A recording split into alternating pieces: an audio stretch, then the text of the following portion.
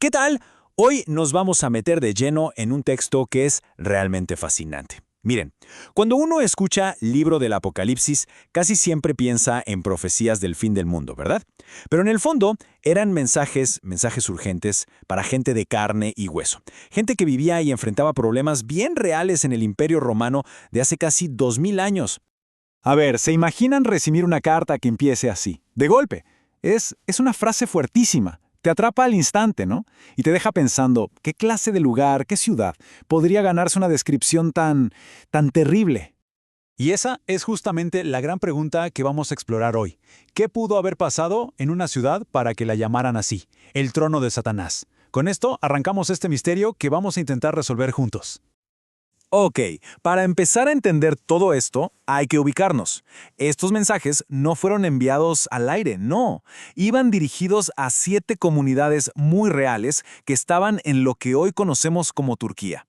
Así que esto nos da el mapa, el escenario histórico para comprender de qué iba todo. El día a día para estas comunidades era una presión constante.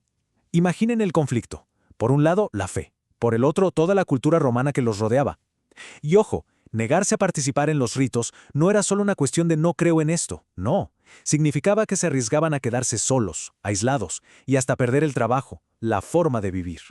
Y ahora viene lo interesante. De todas esas ciudades, ¿por qué Pérgamo se llevó esta advertencia pero tan intensa? ¿Qué tenía de especial o, digamos, de peligroso este lugar en particular? Pues resulta que en Pérgamo el culto al emperador era importantísimo. Era el centro neurálgico de esta práctica. Y adorar al emperador era como una prueba de lealtad al imperio. Así que negarse a hacerlo no se veía como una simple decisión religiosa. Para nada. Se consideraba un acto de traición política contra Roma. Y aquí el choque de culturas es brutal, directísimo. Miren, en Pérgamo el dios más importante era Asclepio, el dios de la sanación. ¿Y su símbolo? Una serpiente. La gente iba a su templo buscando curarse con las serpientes sagradas. Pero claro, para los cristianos, la serpiente era el símbolo del tentador, de Satanás. O sea, lo que para la ciudad era sanación, para la iglesia era un símbolo del mal. Y por si fuera poco, hay otra pista. Las excavaciones han encontrado allí un altar a Zeus que era monumental. Dominaba todas las ciudades de la Acrópolis y su forma era imponente, masiva. De hecho, parecía un trono gigantesco. Entonces, ¿a qué se refería exactamente con el trono de Satanás? Lo más seguro es que no fuera una sola cosa. Piénsenlo, era la combinación de todo, el culto político al emperador, la adoración pagana a la serpiente y ese altar gigante a Zeus. Todo eso creaba una atmósfera súper hostil para la fe cristiana. Bien, ahora vamos al mensaje mismo, porque la carta elogia a la iglesia por su aguante, por su fortaleza, pero al mismo tiempo les da una advertencia muy seria. Lo que llama la atención aquí es el contraste, ¿no? Por un lado, se les aplaude la valentía, se mantuvieron firmes incluso cuando mataron a uno de los suyos, a Antipas. Pero, por otro lado, había un problema creciendo dentro de la propia comunidad. Una amenaza interna. Para entender esta advertencia, hay que saber quién fue Balaam. En resumen, fue un profeta que se dio cuenta de que no podía vencer al pueblo de Dios con un ataque directo. Así que se le ocurrió una idea mucho más sutil: corromperlos desde adentro, animarlos a mezclarse, a participar en rituales paganos. Es básicamente una estrategia de ceder culturalmente, de erosionar las creencias poco a poco, desde el interior.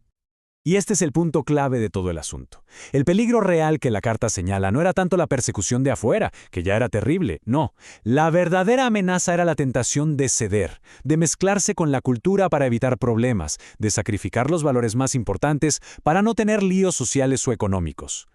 Pero, como suele pasar, junto con la advertencia viene una promesa. Y para aquellos que aguantaran, que resistieran esa presión de ceder, se ofrecen unas recompensas, y son recompensas súper simbólicas. Cada una de estas recompensas tiene un significado profundo. El maná escondido habla de un sustento espiritual que viene directo de Dios. La piedra blanca era como un símbolo de que eras declarado inocente o de una victoria.